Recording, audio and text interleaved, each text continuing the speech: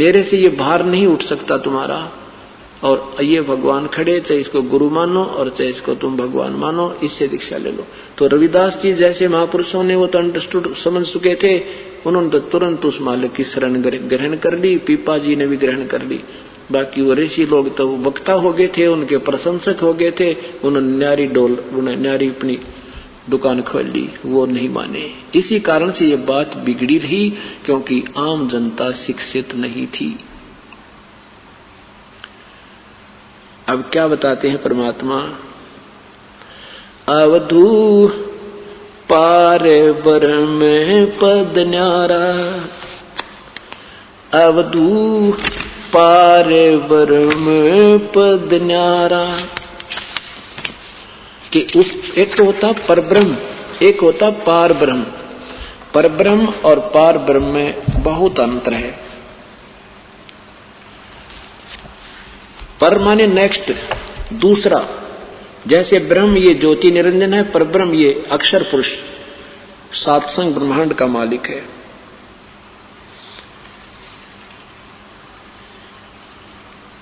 और पार ब्रह्म होता है सबसे अलग, सबसे पार, यानी बिल्कुल सबसे ऊपर सुप्रीम पावर का मालिक।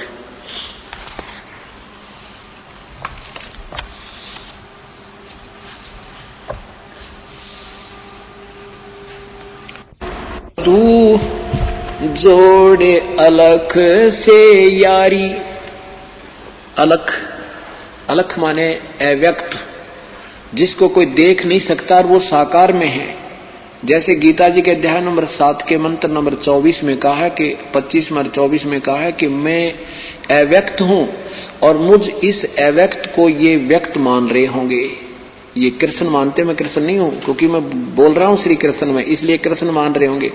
मैं अपनी योग माया से छुपा रहता हूं, मैं सबके समक्ष प्रकट नहीं होता। ये भी अव्यक्त है और परब्रह्म भी अव्यक्त है। और गीता जी के अध्याय नंबर 8 के मंत्र नंबर 20 में लिखा है कि इन दूसरे नंबर का जो अव्यक्त है वो परब्रह्म है, उस अव्यक्त से भी परे जो तीसरा नंबर, दूसरा जो अव्यक्त है वो कभी विनाश नहीं होता। वो प्रभु जिससे सब प्राणियों की उत्पत्ति हुई है। गीता जी के अध्याय नंबर 8 के मंत्र नंबर 20 में आप पढ़कर देखना। तो यहां कहते हैं अवधू जोड़े अलख से यारी। एक सिंपल लैंग्वेज में परमात्मा इन सार बता रहे हैं सब सदग्रंथों का। लावो उन्मनी तारी, उन्मन तारी, उन्मन की व्याख्या जैसे जब आपको सही यहाँ का उस परमात्मा का परिचय हो जाएगा, संसार का इस काल के जाल से आप परिचित हो जाओगे, फिर यहाँ आपने ना तो नाचना सुहावे, ना गाना अच्छा लगे, ना कोई विशेष चटक मटक कपड़े पहनने अच्छे लगेंगे। न्यू क्या करें, आज कैसे तो उन्मन सा बैठा है। जो इंसान ज्यादा मायूस कोई दुखी सा होकर बैठ जाता है तो उसने न्यू क्या करें, ये तो भाई उन्मन सा हो रहा आज, यानी बिल्कुल गुमसुम सा रहने लगा। तो कहते ऐसे उन्मन तारी लाओ, ये समाधिस्थ होने के हठ योग मत करो। जब आपको न्यू पता लग जाएगा काल का भयंकर जाल है, अरीब कर जाइए डोर छूट गई तो गदा बना पाऊंगा ये भगवान, बुरा हाल हो जाएगा। तो फिर आपको डर लगेगा, आप एकदम चिंतित रहने लगोगे, आपका ना हंसने ना खुशी होने किसी चीज को दिल नहीं करे। जैसे एक बार आदरणीय नानक साहिब जी से एक भक्त ने कहा, प्रभु आप हर समय मायूस रहते हो, आप उन्मन से रहते हो, संतो फकड़ होते हैं, आपको क्या चिंता है। स्वामी आदरणीय नानक साहिब जी कहते हैं ना जाने काल की कर डारे, किस विध ढल जा पासावे, जिनाते सरते मौत खुड़क दी उनानू केड़ा हंसावे। नानक साहब कहते हैं कि भाई ना जाने कब के बिजली गिर जाए यहाँ पे एक सेकंड पहले पता नहीं होता, एक सेकंड में के हो जाए, घर के पूरे परिवार का विनाश हो जाता है, पूरा क्षेत्र गर्क हो जाता है, भूकंप आ जाती है, लाखों लोग मर जाते हैं। कहते फिर यहाँ किस चीज पर खुशी मनाऊं, मेरे तो कोई बात समझ में आती नहीं जिस पर मैं प्रसन्न रहूं।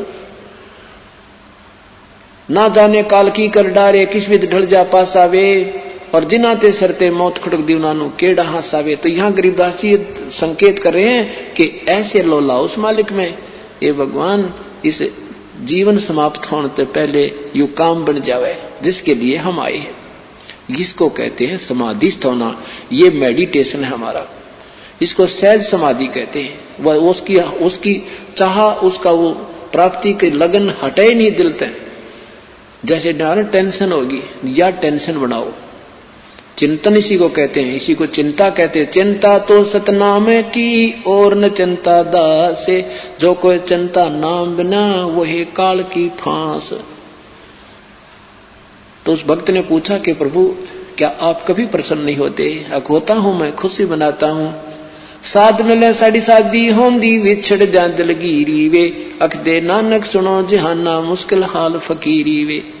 जब मुझे कोई भक्त मिलता है ना और मेरी रहमर रह मिलाता है, मेरी बात को स्वीकार कर लेता है और मेरी बात को समझ जाता है, क्योंकि उसमें नानक जी, श्री नानक जी की बात ने भी कोई मानने वाला नहीं था, क्योंकि हिंदू धर्म में जन्म था, श्री राम कृष्ण पर सारे आधारित थे। परमात्मा को वो आंखों देख चुके थे बेई नदी से। आप दिखाएंगे आपको रात्रि में या कल समय जब आएगा उनकी कथा का, तो उस समय वो देख चुके थे कि सचमुच ये तो काल का भयंकर जाल है। फिर वो समझाने लगे कि ब्रह्मा विष्णु महेश से ऊपर कोई और शक्ति है।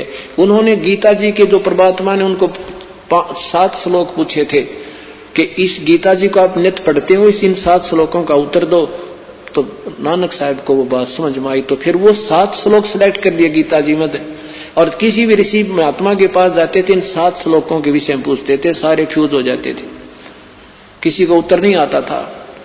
तो पहले हिंदू धर्म में जन्म होने के नाते वो भगवान श्री कृष्ण और राम इसके विष्णु जी के उपासक थे, और जब ज्ञान हुआ तो वो त्याग दिए, जनता को समझाने लगे ये परमात्मा पूर्ण नहीं है। फिर दुनिया सारे उनके उलट होगी। उनके पिताजी उनको कहने लगे तू के पैदा हो गया हमारे, बता। भगवान विष्णु ने भी ना मानता, और उसके और तो माने कहाँ थे। तो कहने का भाव यह है कि साध मिले साड़ी शादी होंदी, जो मेरी बात को मान लेते हैं और समझ जाते हैं काल के जाल में फंस रहे हैं, तो उनको देखकर मैं बड़ा खुश होता हूं। और वो चले जाते हैं ना, मुझे दुख होता है कहीं काल के दूत इनको फिर ना खराब कर दें। साध मिले साड़ी शादी होंदी, विछड़ जा दिलगीरी वे, अख दे नानक सुनो जिहाना मुश्किल हाल फकीरी वे। तो यहां परमात्मा कहते हैं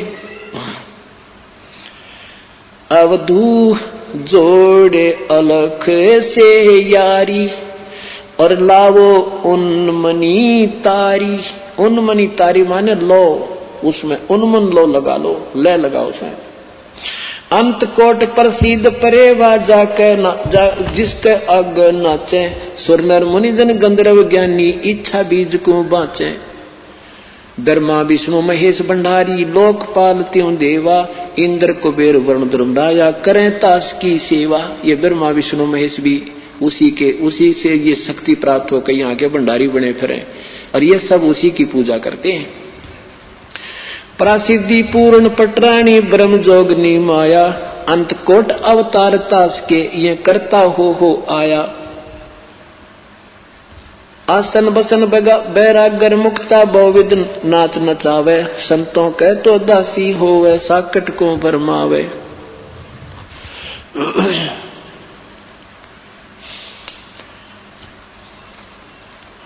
पराशक्ति के संगरमा ही सुरनर मुनिजन उर्जाना, रावण राज रसातल मेला 33 कोट। रावण राज रसातल मेला 33 कोट छुटाए, एक रति कंचन नहीं पाया लंका कोट पर आए। कहते इन भगवानों की जो पूजा करते हो, रावण जैसी प्राप्ति होगी तुमने। जैसे रावण ने शिव की भक्ति की, लंकापति हो गया, सोने की लंका होगी, पुत्र भी हो गए, और मर्या जब कहते हैं एक रति कंचन सोना नहीं ले जा सका, और ये लंका के वो किले भी उसके दूसरे के हो गए, उसके नहीं रहे, विभीषण को प्राप्त हुए।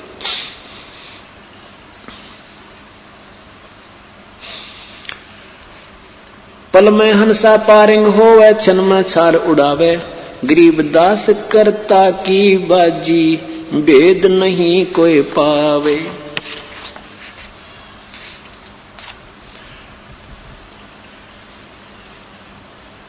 अब क्या बताते हैं, अवधू ऐसा आत्म ज्ञान। अब क्या करते ना भाई, आत्मज्ञान हो गया, उसको तो आत्मज्ञान हो गया भाई, बेड़ा पार हो गया। परमात्मा कहते हैं आत्मज्ञान से बात नहीं बना, परमात्म ज्ञान हमें होना चाहिए। आत्मज्ञान क्या चीज है कि मैं कौन हूं, जैसे गीता जी के चार लाइन बना रखी थी गीता जी का सार, तू कौन है, तू कहां से आया है, के लेकर आया था, क्यों चिंता करता है, तेरा क्या जाता है, आत्मा तो अमर है। बस ये गीता जी का सार। अरे नादान न्यू कहता अगर दिल डट्टा फिर क्या फायदा भक्ति करने की। ये तो ज्ञान से नहीं, आत्म ज्ञान से नहीं, परमात्मा का ज्ञान होगा। अपना ज्ञान तो हो गया कि हम काल के जाल में फंसे पड़े हैं और भाई हम जीव हैं, जन्मते मरते रहते हैं, कर्म करेंगे फल पालेंगे, ये तो आत्म ज्ञान। और वो परमात्मा का ज्ञान हुआ जिसके कारण हम यहां से निकल कर उसको प्राप्त करेंगे तो व्यर्थ है। कूप की छाया कूप के माई, ऐसा आत्म ज्ञान। जैसे कुएं की छाया कुएं तक सीमित है, ऐसा तुम्हारा आत्म ज्ञान है जब तक हमें परमात्मा ज्ञान नहीं मिलेगा। अब तू ऐसा आत्म ज्ञान नूर जहूर सकल में साहेब, क्या पूजे पजड़ पासाना, नैन बैन श्रवण जिभ्या पर नासा अगरी नाचे, कोट पुराण ज्ञान से न्यारा, सो पद कोई न बाँचे। इन करोड़ों पुराणों से भी अलग है वो मार्ग परमात्मा का, वो हमारा कोई सुनता है कोई नहीं। इंद्र पुलंदर गए सब पर लो, परख किने नहीं लीन्या, राजपाट की रटना लागी, पिंड प्राण भय क्षीणा।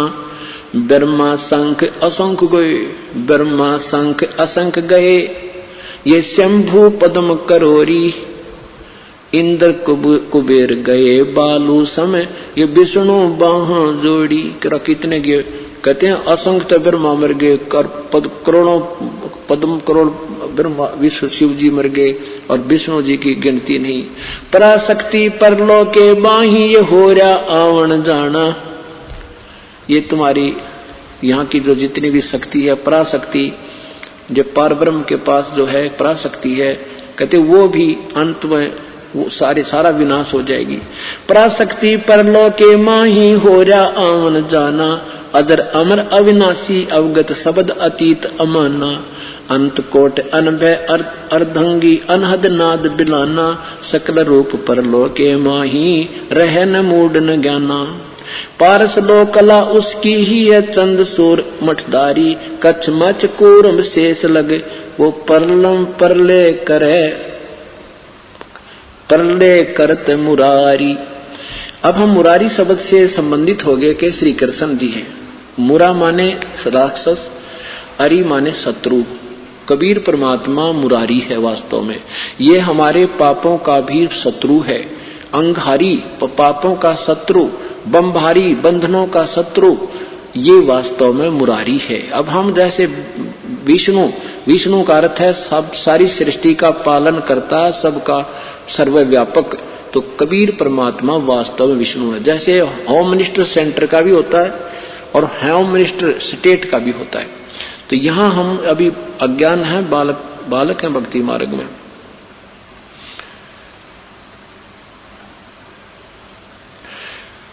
महाकाल पर साहेब, महाकाल पर मालिक साहेब, सतपुरुष अविनाशी, गरीबदास वो कदे न परले, बाकी दे धरे सब जासी। वो परमात्मा कभी प्रलय में नहीं आता, बाकी सब शेष सब मृत्यु के अंदर है, चाहे तेरे ब्रह्मा है, विष्णु है, शिव है। इस प्रकार परमात्मा ने अपनी महिमा का ज्ञान श्री रामानंद जी को समझाया। तब रामानंद जी ने उस परमेश्वर की महिमा जन जन को समझानी चाहिए, परंतु उसमें सब संसार भक्तात्मा अशिक्षित थी, प्रभु को पहचान नहीं पाई। बोलो सतगुरुदेव की जय। गुरु गोविंद दोनों खड़े, किसके लागू पाए, बलिहारी गुरु आपना जिन, गोविंद दियो मिलाए। कबीर हरि के रूठता, गुरु की शरण में जावे, के कबीर गुरु रूठ गए तो, हरि नहीं होत सहाय।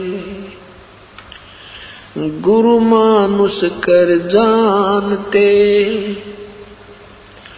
ते नर कइये अंधे, ओए दुखी संसार में आगे यम के फंदे।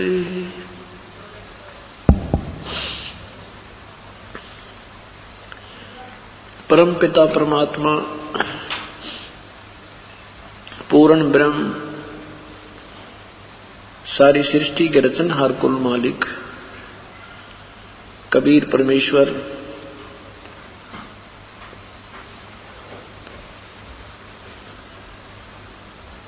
स्वयं आकर के अपनी महिमा और सृष्टि की रचना आदि का ज्ञान देते हैं।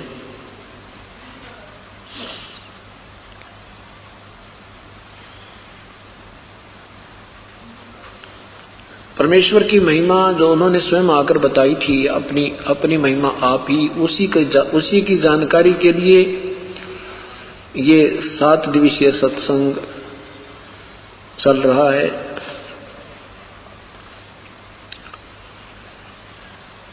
आज सुबह के सत्संग में आपने आदरणीय श्री रामानंद जी के विषय में परमेश्वर से जो वार्ता हुई थी उसकी जानकारी प्राप्त हुई है। आदरणीय रामानंद जी वेदों के मर्मज्ञ ज्ञाता जाने जाते थे और गीता जी के वे बहुत ही अच्छे ज्ञाता माने जाते थे, जिसमें परमेश्वर ने अपनी वास्तविक स्थिति से उन्हें परिचित करवाया और तत्व ज्ञान से अवगत कराया। उसके बाद 104 वर्ष के महापुरुष ने क्या कहा था कि तुम स्वामी मैं बाल बुद्धि, कर्म भरम कियो नासे, गरीब दास निज ब्रह्म तुम, मोए हो गयो दृढ़ विश्वास। और वही रामानंद जी पहले मान नहीं रहे थे, अपने ज्ञान को सर्वश्रेष्ठ मानते थे। इसलिए परमात्मा कहते हैं कि ये मन की एक आदत है कि ये सत्य को कम ग्रहण करता है, असत्य को ये तुरंत स्वीकार करके और प्रचारक बन जाता है। जिसमें रामानंद जी उन्हीं शिष्यों को समझा करते थे कि वेदों और गीता अनुसार जैसा उनको ज्ञान था तो सभी ने स्वीकार किया था, और जिसमें वो स्वयं परमात्मा से परिचित हुए, उनका साक्षात्कार हुआ। उसके बाद उन्होंने सत्य बताना चाहा कि मेरा ज्ञान ठीक नहीं था और ये परमात्माएं हैं, तो किसी ने स्वीकार नहीं किया। इस विषय में आत्मा कंप्लेंट करती है अपने परमात्मा को। क्या बताती है? मत दे दी है बालम बैरेनु, मत दे दी है बालम बैरेनु, मत दे दी है बालम बैरेनु, मत दे दी है संसारी दी गलनु चीन, बूझ न बूझे शब्द जो गहरेनु, संसारी दी चीन न बूझे शब्द जो गहरेनु, मुर्दों से ती प्रीत लगावे न जाने सतगुरु मेरेनु, ये मुर्दों से ती प्रीत लगावे न जाने सतगुरु मेरेनु, मैं तो दे दी है बालम बैरेनु, मैं तो दे दी है बालम, मैं तो दे दी है बालम बैरेनु, मैं तो दे दी है। ऊंची थड़ियां खेती बोवे भूल गए निज डेरेनु, ऊंची थलियां खेती बोवे ये भूल गए निज डरे नु। ये संसार समझदा नाही कहंदा श्याम दोपहरे नु। ये संसार समझदा कहंदा श्याम दोपहरे नु। मत दे दी है बालम बहरे नु। मत दे दी है बालम, मत दे दी है बालम बहरे नु। मत दे दी है श्वेत छतर सिर मुकुट विराज देखत ना उस चेहरे नु। श्वेत छतर सिर मुकुट विराज देखत ना उस चेहरे नु। गरीब दास ये वक्त जाते है रोगे इस पैरे नु। गरीब दास ये वक्त जाते है रोगे इस पैरे नु। मैं तो दे दी है बालम बहरे नु। मत दे दी मैं तो दे दी है बालम बहरे नु। मत दे दी है बालम बहरे। श्वेत छतर सिर मुकुट विराज देखत ना उस चेहरे नु। श्वेत छतर सिर मुकुट विराज देखत ना उस चेहरे नु। गरीब दास ये वक्त जाते है रोगे इस पैरे नु। गरीब दास ये वक्त जाते है रोगे इस पैरे नु। मैं तो दे दी है बालम।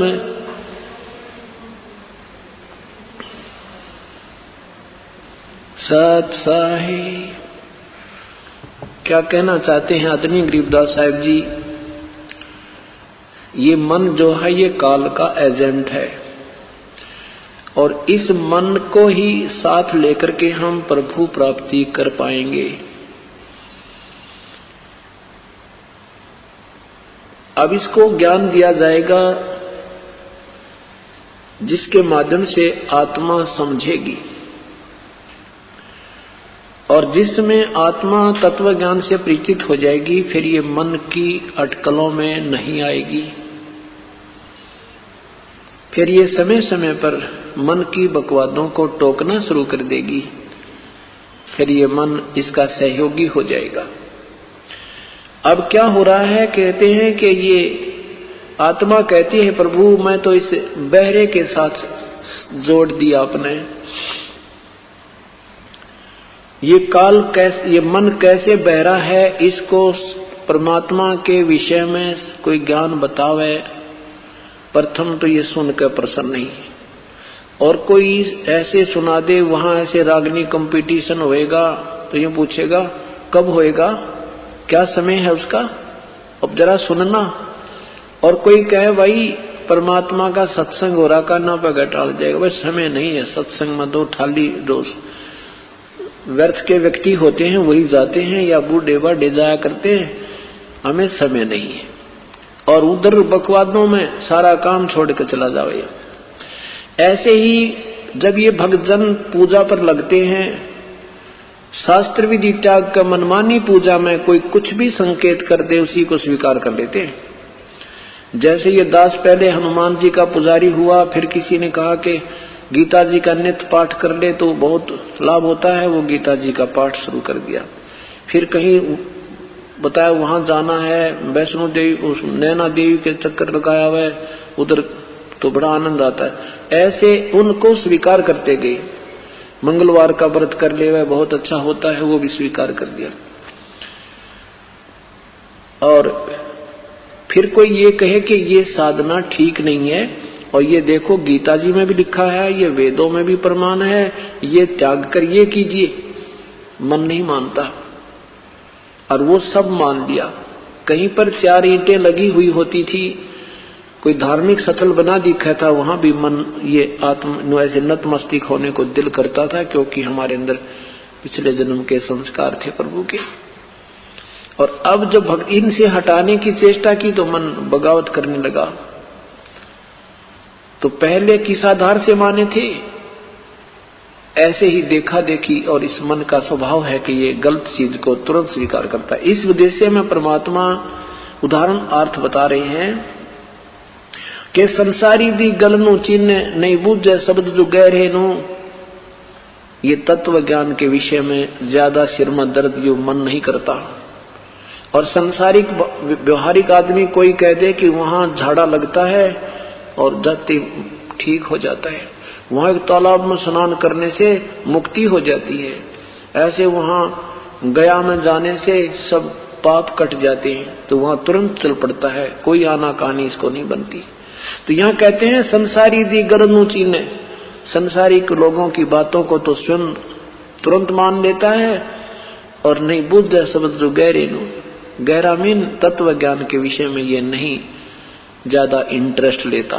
तो फिर इसके विषय बताते हैं, मुर्दों से ती प्रीत लगाव न जाने सतगुरु मेरे नु। जो संत जन या हमारे पूर्वज शरीर छोड़ गए, वो पितर बन गए, उनकी पूजा में तो ये लगा रहता है। और जीवित संत से ये कभी प्रेम नहीं करता, ये मन उसकी तरफ सिगर नहीं लगता। आगे क्या बताते हैं, ऊंची थलियां खेती बोए भूल गए निज डेरे नु। ये संसार समझदा नहीं कहंदा श्याम दोपहरे नु। कबीर साहब कहते हैं, जो यम को करता बाखे और तजे सुधा नर विष के चाखे। क्या बताया है कि ऊंची थलियों पर ऊंचे स्थानों पर खेती करके ये निश्चिंत हुआ बैठा है और अपने निज डहर को, डहर एक ऐसा स्थल होता है जो झील का और समतल होता है, उसमें अधिक उपज होती है और पहले वर्षा पर आधारित होती थी कृषि। तो बताना चाहते हैं परमात्मा कि जो समतल जमीन होती है, वर्षा होती है तो उस जमीन में पानी खड़ा हो जाता है और उसमें बहुत अच्छी सिंचाई बन जाती है, तो वहां खेती ज्यादा होती है। थलियों के ऊपर अगर 5 मन 2 मन बीघे की होती थी बीघा पहले, और वहां पर 10 मन की होती थी, और वहां होती भी नहीं थी, और वहां यानी डहर में अवश्य होती थी। तो इस प्रकार परमात्मा बताते हैं, जो साधनाएं तुम देवी और देवताओं की, तीनों गुणों की, ब्रह्मा विष्णु महेश पर ब्रह्म अन्य देवताओं की जो पूजा करते हो, ये तो ऊंची थली है, ये प्रॉपर स्थल नहीं है, ये प्रॉपर स्थान नहीं है उस खेती के करने का। और अपने निज डहर को, वास्तविक उपजाऊ जमीन को तुम भूल चुके हो। जैसे पवित्र गीता जी में लिखा है 18वें अध्याय के 62वें श्लोक में कि अर्जुन, तू सर्वभाव से उस परमेश्वर की शरण में जा, उसकी कृपा से ही तू परम शांति और शाश्वत स्थान अर्थात सदा रहने वाले सतलोक को प्राप्त होगा। उधर 7वें अध्याय के 12 से 15 में लिखा है कि तीनों गुणों की साधना से जो अक्षणिक लाभ होता है, उसी लाभ के ऊपर आधारित होकर के उन्हीं के तक सीमित होने के कारण उन्हीं से मिलने वाले राहत से प्रसन्न रहते हैं। त्रिगुणमयी माया के द्वारा जिनका ज्ञान हरा जा चुका है, वो राक्षस स्वभाव को धारण किए हुए मनुष्यों में नीच दुष्कर्म करने वाले मूर्ख, गीता बोलने वाला प्रभु कह रहा है कि मेरी भक्ति भी नहीं करते। अपनी साधना को भी कहते हैं 7वें अध्याय के 18वें श्लोक में कि मेरी साधना भी बिल्कुल व्यर्थ है। इसलिए गीता अध्याय नंबर 15 के मंत्र 4 में कहा है कि तत्वदर्शी संत प्राप्त होने के उपरांत उस परम पद परमेश्वर की खोज करनी चाहिए, जहां पर जाने के उपरांत फिर ये साधक पुनः लौटकर संसार में नहीं आते। और कहता मैं भी उसी की साधना करता हूं। और यही आदमी गरीबदास साहब बताना चाहते हैं कि तुम ऊंची थलियां खेती बो भूल गए निज डेरे नु, ये संसार समझदा नहीं कहंदा श्याम दोपहरे नु। तो मैं इस काल को भगवान मानकर और इसी के नीचे के जो भगवान हैं, इनके पुत्र हैं, इन्हीं की पूजा करके तुम अपने आप को कहते हो हमें बड़ा आनंद आ रहा है। ये तो ऐसा है तुम्हारा जैसे दोपहर के ज्येष्ठ मास की दोपहर,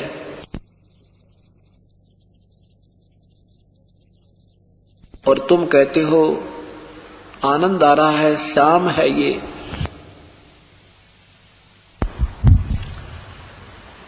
आप कह रहे हो ये तो शाम है, दोपहर नहीं है। तो ऐसी वार्ता, ऐसा जिक्र, ऐसी बातें कौन करता है जिसने शराब पी रखी हो?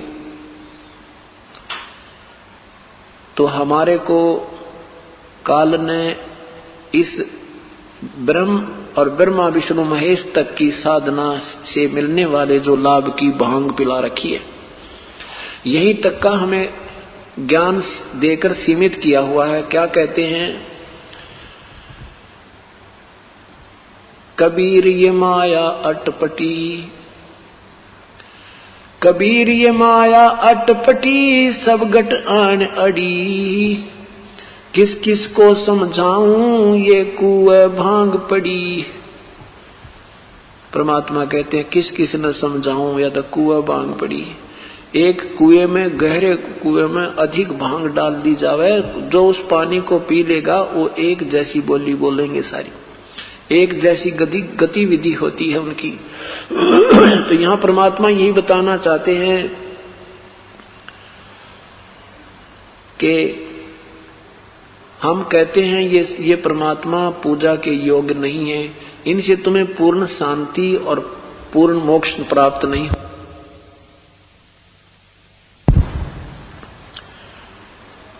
और आप मानते नहीं, आप कहते हो नहीं नहीं मौज हो रही है, इनसे अच्छा तो कोई भगवान नहीं है, हमारे ठाठ हो रही है।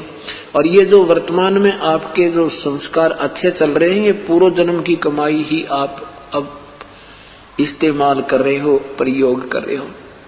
भविष्य आपका बिल्कुल नहीं हो रहा, जिसने प्रॉपर शास्त्र अनुकूल साधना नहीं मिली हुई है। उसके विषय में क्या बताना चाहते हैं परमात्मा कि आपकी तो ऐसी स्थिति हो गई है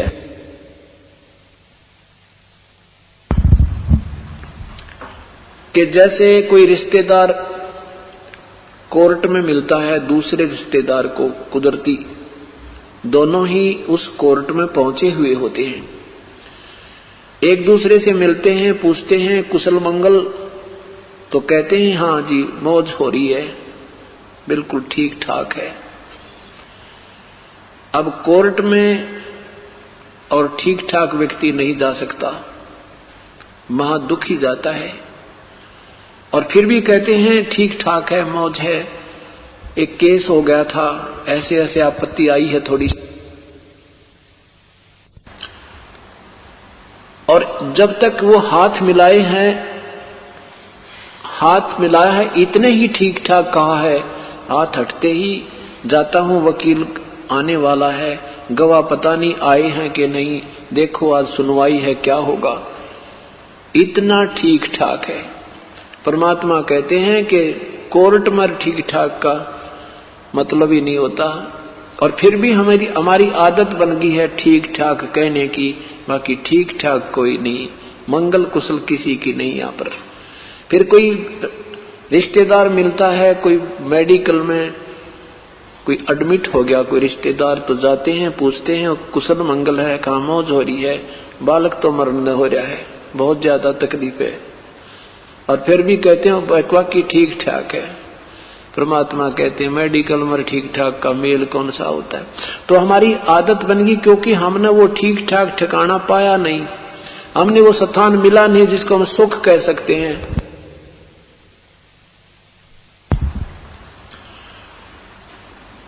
इसलिए परमात्मा कहते हैं ये संसार समझदाना ही कहंदा श्याम दोपहरे नो, ऊंची थलियां खेती बोवे भूल गए निज डेरे नो।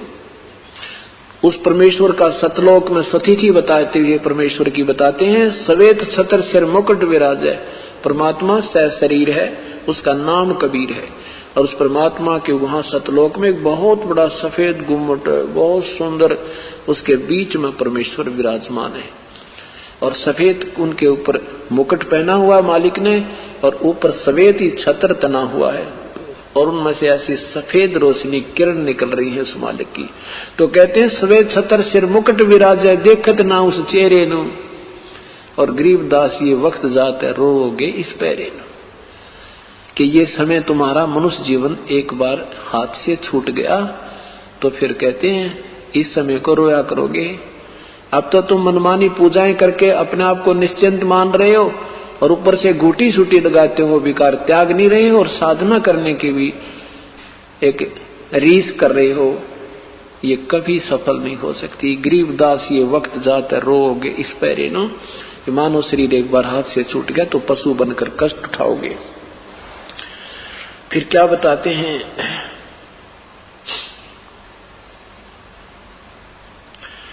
मत दे दी है बालम झूठे नु, मत दे दी है बालम झूठे नु, मत दे दी है बालम झूठे नु, मत दे दी है बालम। सायर सीप समुद्र लाए क्या कर है मोती फूटे नु, कलर खेत न पजदा नाही कहा कर है बहुजल बूठे नु, ये कालर खेत न पजदा नाही कहा कर है बहुजल बूठे नु, मत दे दी है बालम झूठे नु, मत दे दी है बालम झूठे नु, मत दे दी है बालम झूठे नु। बांग तमाखू मदरा पीवे छोड़त ना इस ठूठे नु, बांग तमाखू मदरा पीवे छाड़त ना इस ठूठे नु, मेर मोहब्बत छानी नाही सब जाने सतगुरु ठूठे नु, मत दे दी है बालम झूठे नु, मत दे दी है बालम झूठे नु, मत दे दी है बालम झूठे नु। प्रेम पियाले सदमत वाले पीवत हैं रस घूटे नु, प्रेम पियाले सदमत वाले पीवत हैं रस घूटे नु, दिल दरिया में बाग लगाया सींचत हैं उस बूटे नु, दिल दरिया में बाग लगाया सींचत हैं उस बूटे नु, मत दे दिए बालम झूठे नु, मत उस दरगाह में मुकलस कर हैं जो फेरे जम के लूटे नु, उस दरगाह में मुकलस कर हैं जो फेरे जम के लूटे नु, गरीब दास दर हाल मनावे राजी कर सतगुरु रूठे नु, गरीब दास दर हाल मनावे राजी कर सतगुरु रूठे नु, मत दे दी है बालम झूठे नु, मत दे दी है बालम झूठे नु, मत दे दी है बालम।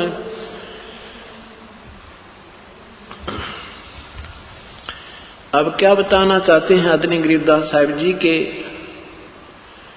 विकार भी करते हैं और साथ में भक्ति की रीस भी करते हैं, वो कभी सफल नहीं हो सकते। और जिनके गुरुदेव रुष्ट हो गए, आपने मर्यादा भंग कर दी, उनका आज्ञा का अवहेलना कर दी, गुरुदेव आपके रुष्ट हो गए, तो कहते हैं तुम्हारा कुछ भी बात नहीं बनेगी। गरीबदास दरहाल मनावे राजी कर सतगुरु रूठे नु, अपने सतगुरुदेव को तुम प्रसन्न करो।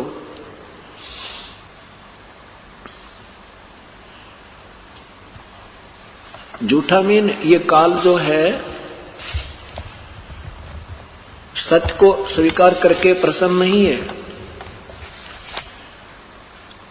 और असत की तरफ ये बहुत शीघ्रता से लग जाता है। इसके विषय में परमात्मा हमें कहते हैं कि तुम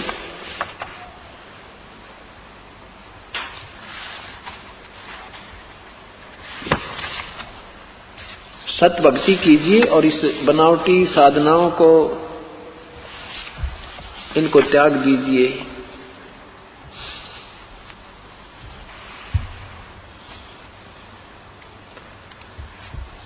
अब परमात्मा हमें क्या याद दिलाते हैं? मन तू चल रे सुख के सागर। क्या बताते हैं कि मन यहाँ के जो जितने भी सुख सुविधाएं तो उपलब्ध करना चाहता है, जो प्राप्त करना चाहता है, ये किसी काम के नहीं है। मन तू सुख के सागर बसरे, मन तू सुख के सागर बसरे, और न ऐसा जसरे। मन तू सुख के सागर बसरे, भाई और न ऐसा जसरे। क्या बताते हैं कि मन तो सुख के सागर बसरे और न ऐसा जसरे। और ऐसा कोई भी यहां पर चाहे तू कितना ही अपनी महिमा प्राप्त कर ले, कितना ही यश प्राप्त कर ले, ये तेरा यश ठीक है, यहां रह जाएगा यश तेरी पुछली संस्कार के कारण। मान लीजिए आपने कोई ऐसा पुण्य काम कर दिया जिसके कारण संसार में आप प्रशंसा के पात्र भी हो गए, आप चले गए, आप तो पशु बन गए, आपकी प्रशंसा यहां पर बेशक बनी रही, आपको कोई लाभ नहीं। ये और ये यश नहीं आता। उस क्या क्या बताते हैं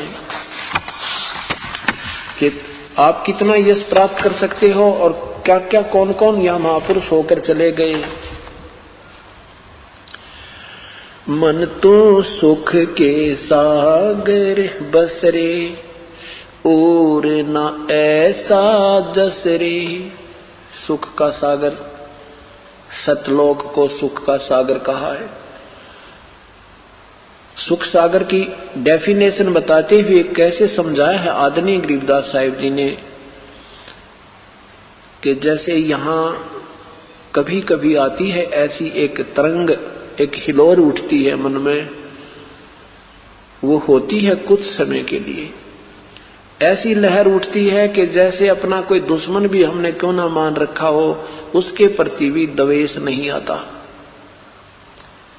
और मन में ये आता है कि क्यों हमने उनके साथ पंगा किया, क्यों उस बेचारे को दुखी किया। ऐसा ये थोड़ी सी देर रहता है, फिर वो ऐसे ही कहर फिर प्रारंभ हो जाता है। वही दुर्विचार, ऐसा ही राग द्वेष, ऐसे फिर मन में वह सड़न प्रारंभ हो जाती है। वो जो थोड़ी सी देर वो लहर आई थी सुख की, उस ऐसी कहते हैं उस सतलोक में असंख्यों लहर उठेंगी, वहां कोई राग द्वेष नहीं है। वो उस आनंद की तुलना हम किसी से नहीं कर सकते। तो क्या बताते हैं, संखों लहर मेर की उपजे कहर नहीं जा कोई, दास गरीब अचल अविनाशी सुख का सागर सोई। वो सुख का सागर है सतलोक, कहते वहां चलवाई। और यहां पर कौन कौन महापुरुष होगे, तुम कितनी और परमात्मा से मांग कर या अपनी प्रयत्न से कितनी कोठी कार बना सकते हो, कितनी संपत्ति बना सकते हो, और कौन कौन यहां से चले गए।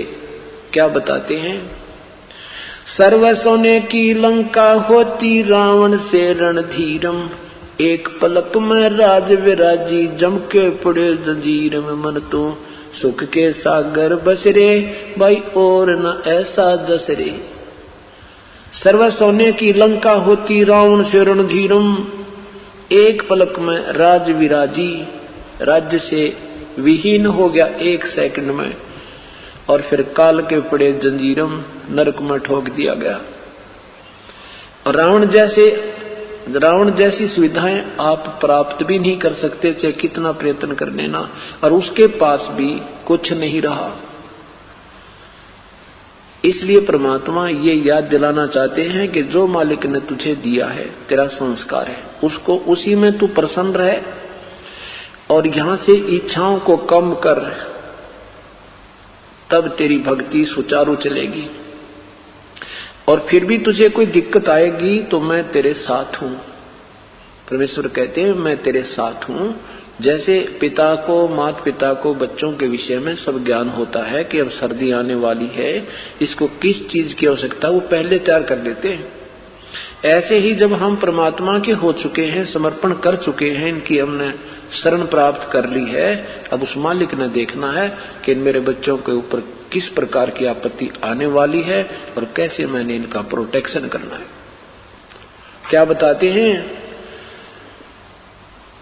उदय अस्तबित चक्र चले थे ऐसी जन ठकुराई, चुनक ऋषिश्वर कल्प करी जहां खोज न पाया राई। उदय अष्टबित चक्र चले थे ऐसी जन ठकुराई, और चुनक ऋषिश्वर कल्प करी वहां खोज न पाया राई। एक मानधाता चक्रवर्ती राजा था।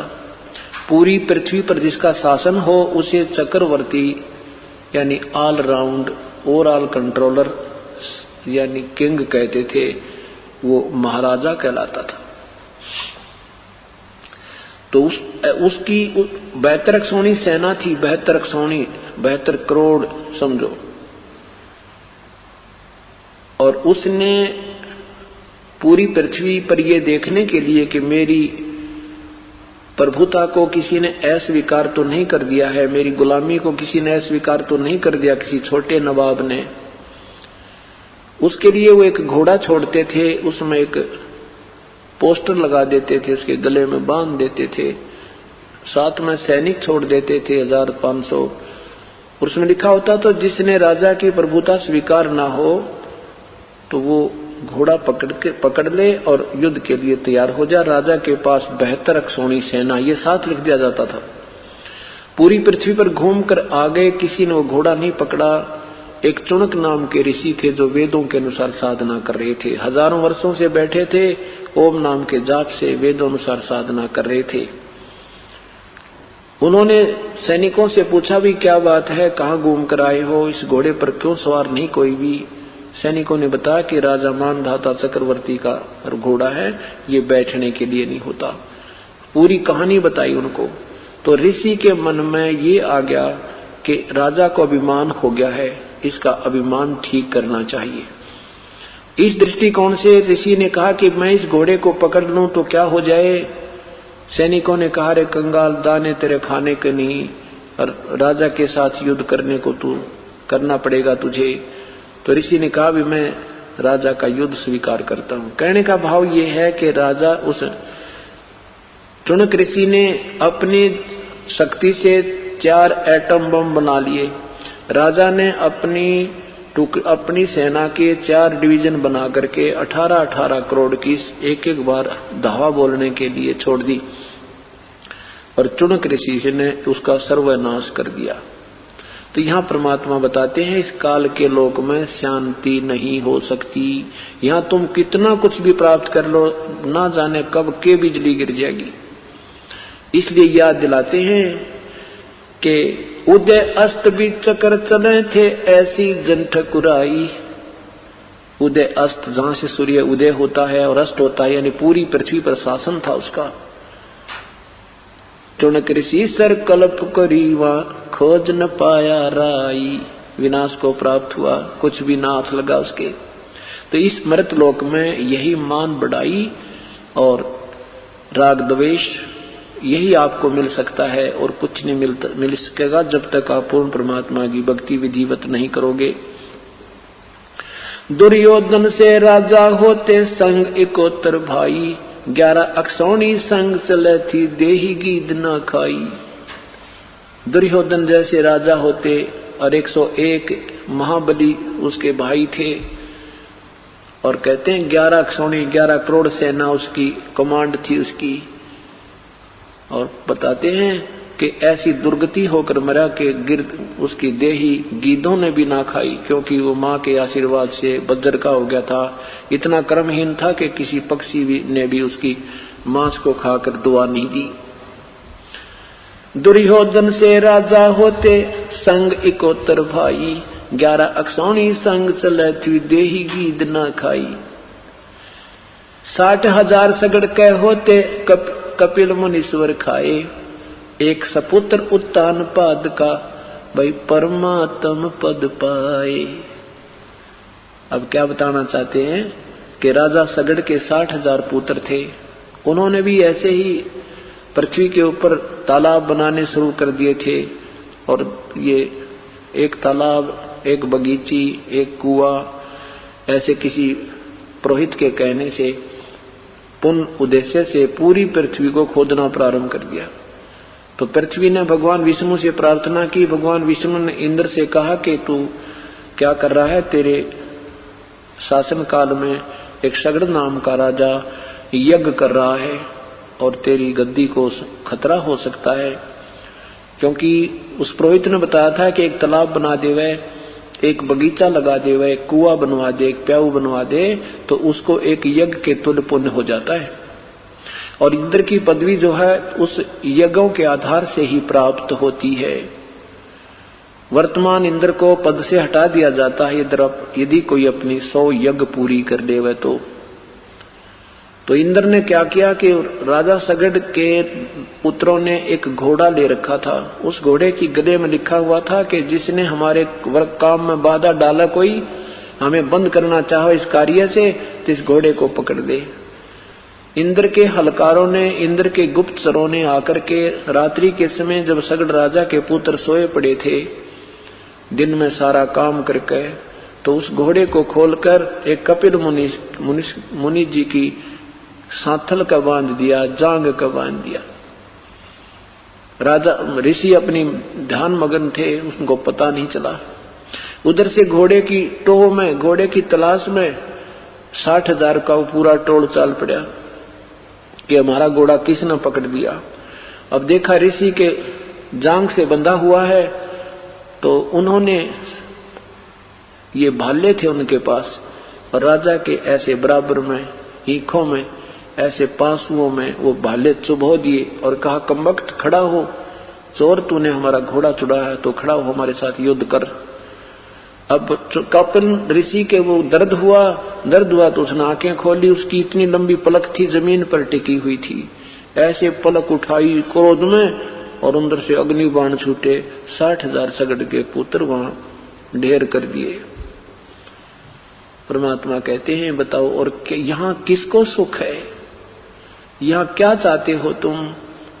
अब देखो 60,000 एक पुत्र, 101 तगड़े, और वो उसकी भी बिरान माटी, तो यहाँ सुख नहीं है। और ये जो पाप किए हैं, इन पापों का प्रतिफल भी इन ऋषियों को भोगना पड़ेगा, क्योंकि यहाँ पुण्य और पाप दोनों भोगने होते हैं। इन साधनाओं से परमात्मा नहीं मिलता जब तक वो तत्व ज्ञान और तत्व वास्तविक मंत्र नहीं मिलेगा। इससे ये सिद्धियां मिल जाती हैं, स्वर्ग में, महास्वर्ग में स्थान मिल जाता है, देव उपाधि मिल जाती है, यहाँ की राज्य की पदवी मिल सकती है, और फिर 83 लाख योनियां भी मिलेंगी। ये यहाँ का बिल्कुल अटल नियम बताया। इसके साथ साथ तुलनात्मक कहते हैं कि उत्तानपाद के एक ध्रुव भगत थे, उन्होंने अपनी भक्ति की तो उन्होंने अपना कल्याण कराया। तो क्या बताते हैं परमात्मा, भाई तंदर सुखिया कोई न देखा, जो देखा सो दुखिया हो। उदय अस्त की बात करे मन, सबका किया विवेका हो, सबका किया विवेका हो। तंदर सुखिया कोई न देखा, जो देखा सो दुखिया हो। उदय अस्त की बात करते हैं मन, सबका किया विवेका हो, सबका। भाई घाटे है बाधे सब जग दुखिया के, गृहस्थी वैरागी हो। घाटे बाधे सब जग दुखिया क्या गृहस्थी बैरागी हो। सुखदेव ने दुख के डर में गर्भ में माया त्यागी हो, गर्भ में माया त्यागी हो। तंदर सुखिया कोई न देखा, जो देखा सो दुखिया हो। उदय अस्त की सबका किया विवेका हो। जंगम दुखिया योगी दुखिया, तपस्वी को दुख दूना हो।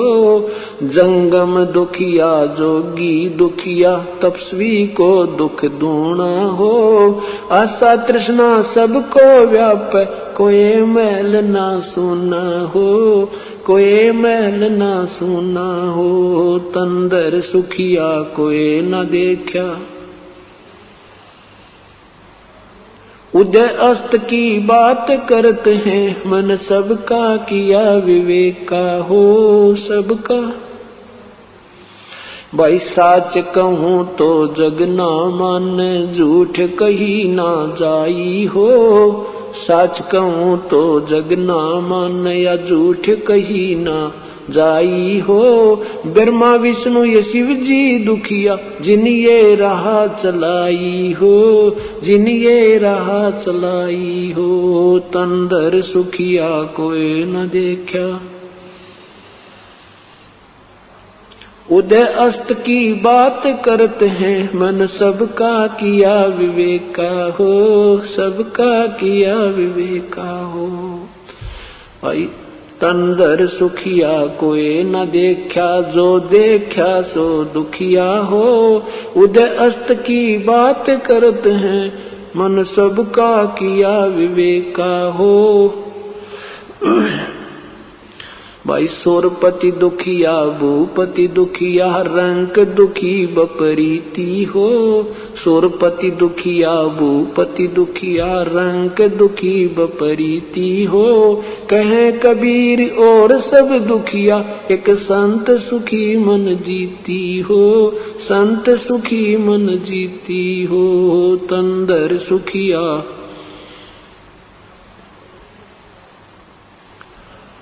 उदय अस्त की बात करते हैं, मन सबका किया विवेका हो, सबका। सुरपति दुखिया भूपति दुखिया, एक रंक दुखी बपरीती हो। सुरपति दुखिया भूपति दुखिया, रंक दुखी बपरीती हो।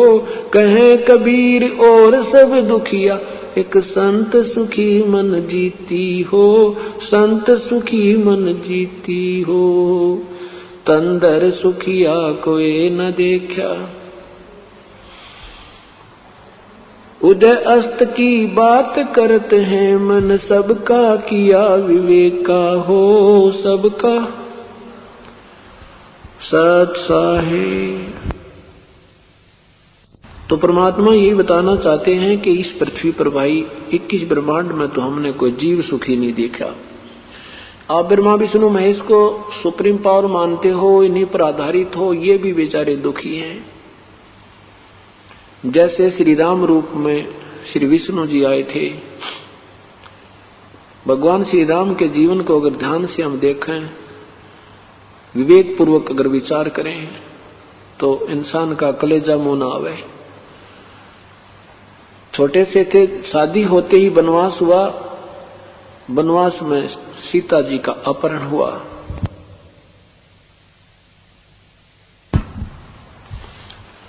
फिर रावण के साथ युद्ध हुआ, करोड़ों व्यक्तियों की हत्या हुई, हिंसा हुई। सीता जी को अग्नि परीक्षा लेकर के प्रभु वापस लाए, एक धोबी के कहने से निष्कासित कर दिया। सीता जी ऋषि वाल्मीकि जी के आश्रम में रह रही है और श्री रामचंद्र जी अयोध्या का राज्य कर रहे हैं। परिवार कहीं जंगल में और स्वयं शहर में कोई व्यक्ति रहे, वो परिवार सुखी नहीं हो सकता, वो प्राणी सुखी नहीं हो सकता, चाहे कितनी बात बना ले। और अंत समय में फिर सरयू नदी में परमात्मा ने, भगवान श्री राम ने अपना प्राण त्यागने पड़े। बाली का वध किया था एक वृक्ष की ओट लेकर, धोखा देकर। उसका भी टिट फॉर टैट बदला भगवान श्री कृष्ण रूप में देना पड़ा। श्री कृष्ण जी के जीवन में जरा सा दृष्टि एक बार घुमा कर देखिए। कैद में जन्म हुआ, मामा दुश्मन हो गया, कभी शिशुपाल मारने आता है, कभी पूतना मारने आती है, कभी चाणोर दुख दे रहा है, और कभी जरासंग, कभी काल्यावन। मथुरा त्याग कर भगवान सारी अपनी लेकर के अपने रिश्तेदारों को एक द्वारका में समुद्र में जाकर शरण ली। और अंत कैसा हुआ प्रभु का आपको पता है। पूरा कुल विनाश हो गया उन्हीं की आंखों के सामने। बेटे भी मर गए, पोते भी मर गए।